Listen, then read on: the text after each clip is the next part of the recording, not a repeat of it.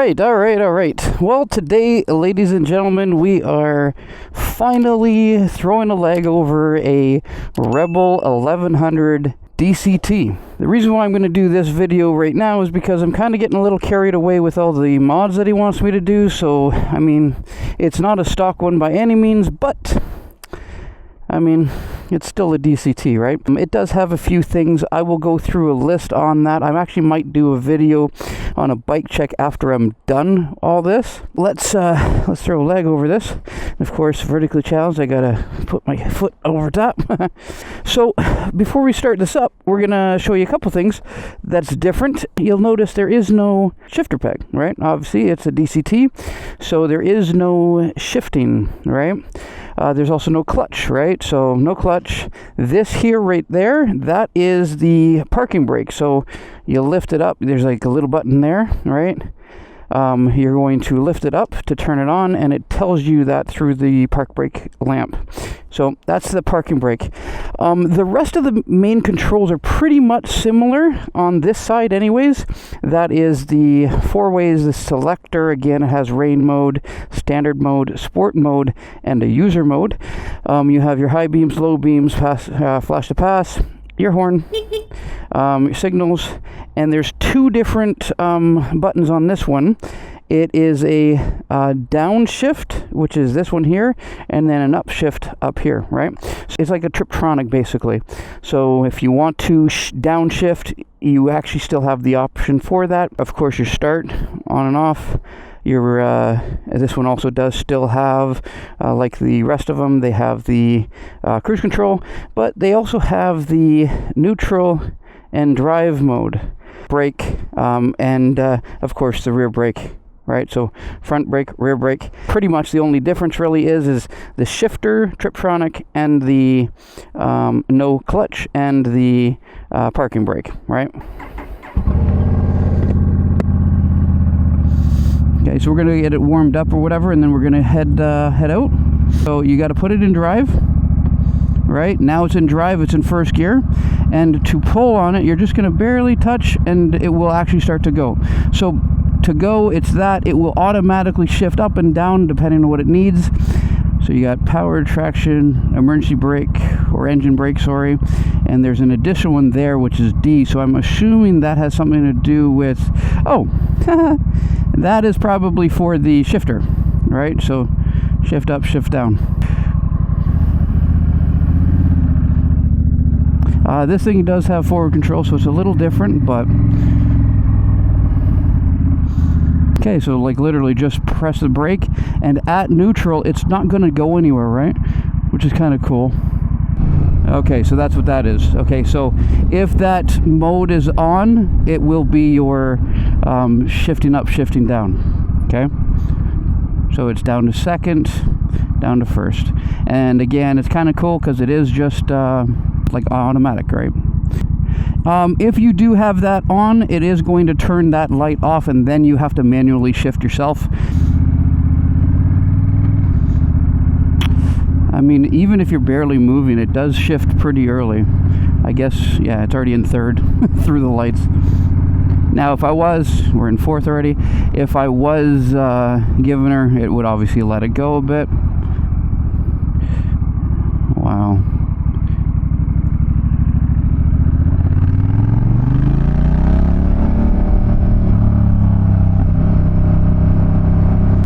But anyways, I got to get some gas because he brings the bike here and it's friggin' on empty.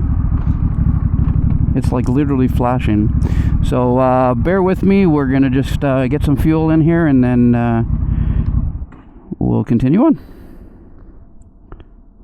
Okay, so $14 to fill it, which is actually not bad. Okay, put the phone up so I don't lose it. Okay, we're going to go into an empty parking lot and do some slow speed stuff, because there's actually a few people that I've talked to regarding this, or the DCT anyways, and they said that without the clutch control, it's going to be almost impossible to do slow speed stuff, which, you know, spoiler alert, it's not. So It's just super silky smooth, man. So, I mean, I don't know if Gus, you're going to watch this, but, man, I get it. I get it now. The DCT is actually pretty sick. There's a lot going on with this bike, but it's very tastefully done. Again, any modification is something that, I mean, it's up to the individual that's doing it, or their bike, right? So it's making their bike their own, but I think it works out quite well for him. All right, so again, in drive, right? No clutch. It's in first gear. No, not having to actually hold on to anything, which is kind of cool, right? So, and again, in the case that you need to do an emergency kind of like let's go, pull the throttle back and you're gone.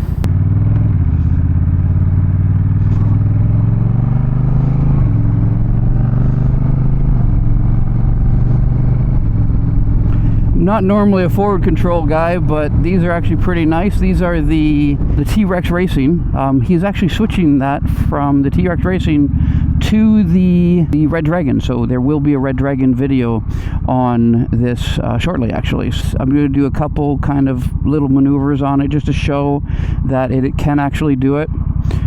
All right, so again, barely going anything. Oh, we got to wait. Go on. No, maybe not.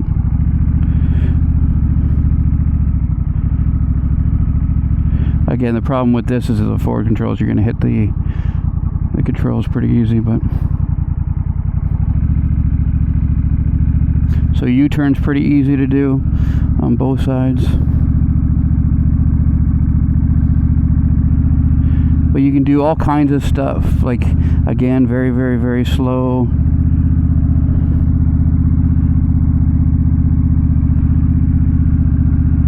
So, I mean, with that, again, the clutch control, you're not having the clutch control.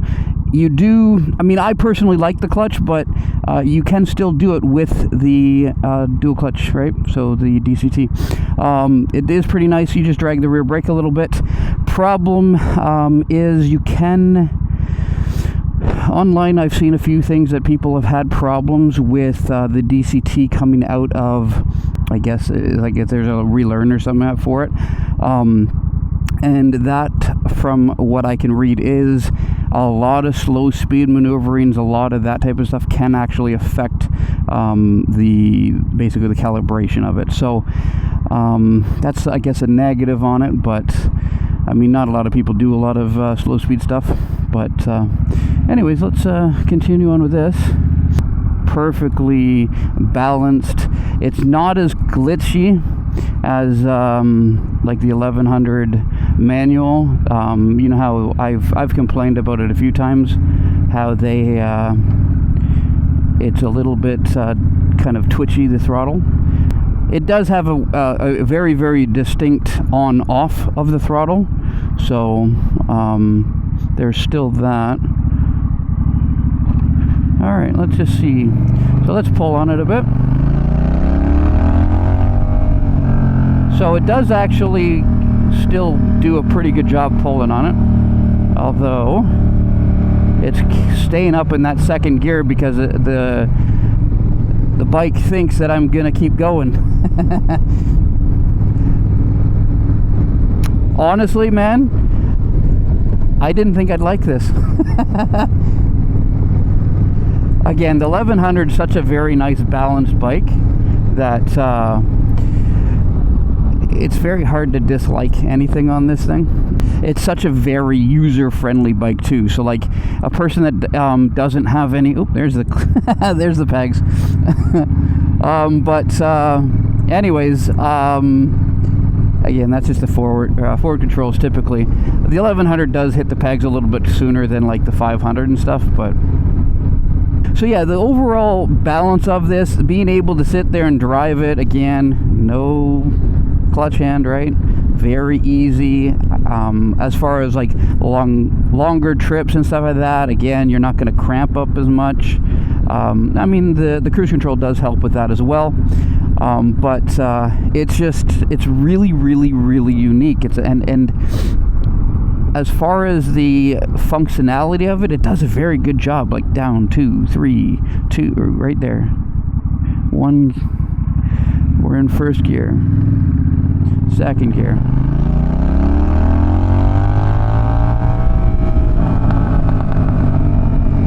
Doesn't take long to get to the next gear. This thing is so loud. If you do pull on it, it does kind of hold on to that gear.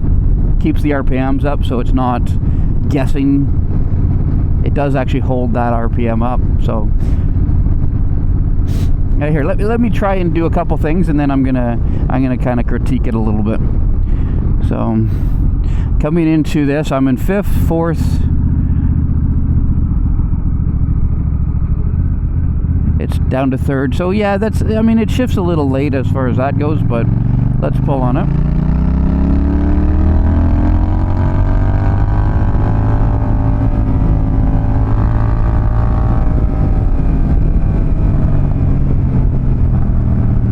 So I mean, it's pretty comfortable. It's not overly aggressive. This exhaust is loud as hell. He has a shorter GP on this. I would say this is probably more user-friendly than the regular manual. There is a little bit more maintenance to it. See, now it's lugging. It's in 6th gear. It should have kicked down. It did not on that point. So again, let's have some fun with the actual shifting portion of it. So if we go down, it shifts it down. All right, let's down one more time. So yeah, that's kind of cool. So if I want to shift it down and get going. And honestly, having that control is amazing. No clutch control, and when you're accelerating and you hit that button, so here, I'm going to show you. So obviously the further out is the up shift, back is the downshift. So we're going to hit it once, but watch, I'll immediately shift. Immediate shift. Honestly, that is remarkable how smooth that's butter smooth. I really like that. Shifting down is immediate. Like, there's not a lag, right? Which is, I mean, something that I was kind of looking at, thinking like maybe this is going to be a problem. But yeah, man, I'm actually impressed. This is actually a pretty sick bike, man. Steven, your bike's not bad. I'm never going to tell you that to your face, though. Like, a new rider could literally jump on this bike and not have a problem. So, I mean, that's kind of cool.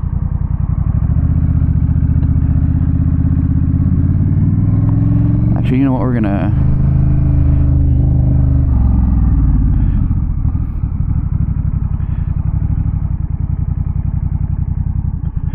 All right, let's see.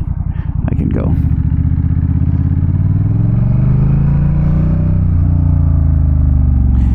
Alright, so this is still in the manual type mode. You can tell that because of there is nothing right beside the engine brake. So let's go up, 2nd gear, 3rd, 4th, 5th, and full control. Like, this is remarkable how smooth this is. So, I mean, let's put it back in the regular mode. So again, it's back in the driver mode or whatever. I guess their DCT, I guess, is what the D means, instead of the Triptronic portion of it. But I'll be honest, I'm actually impressed. They did a pretty good job with this.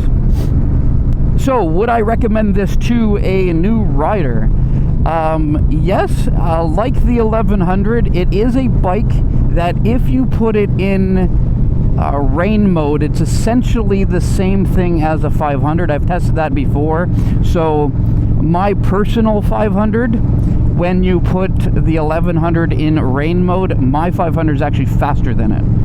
It actually does beat the 1100. I've done a couple tests on that. But it's almost neck and neck, right? The difference is this has a lot more potential. The rideability is a lot better. So, like, I'm not trying to compare it to the 500. I'm just kind of you know, people would look at the 500 as a beginner bike, so the 1100 in rain mode would be pretty much similar. A little bit more weight, but again, it gives you a lot more option. This DCT, if a person's not comfortable with manual in a car or manual on a bike or never done that, the DCT gives an option. It gives you more people on the road, more bikes on the road, which is always a good thing. People that have like cramping problems, right? So like elderly or people that have like had surgery or stuff like that, and they cramp up. Again, another bike on the road keeps a person riding, right? Additionally, a person that, if they want this for like performance aspect, like Gus, if you've never seen Gus on the Rebel 11, I highly, highly recommend going over to his YouTube channel. It is a fantastic channel, and it's all about the 1100, and he has the DCT. So he does have the DCT, CF Moto. So he does have the DCT, and he's actually taken it on the track. I'm actually going to link his video in the description. So if you want the DCT as far as a performance aspect, and think that you can't do it, I mean, he made all kinds of bikes on the track look silly. Now, he's a very competent rider, but at the end of the day, it just proves the fact that that is such a entertaining bike, and it is very capable, right? So just because you have a DCT or an automatic bike doesn't mean that you're limited to what you can do. It actually removes some of the hassle, to be dead honest, and it makes it a little bit more streamlined, let's say, right? So I can see why people would jump on this. I mean, it's a really, really cool bike, and it does work quite well. Like, would I personally buy one? Honestly, I kind of like the manual, to be down honest, but actually I would think that this is actually better than the manual. But I like my clutch. I'm kind of old school that way. Like my daily driver is still a manual, so it's a dying breed, I know, but I am so impressed with this. This is really nice. Very clean, very smooth. Although I probably got this to speed faster than Steve ever has. Another thing is you're not gonna stall it.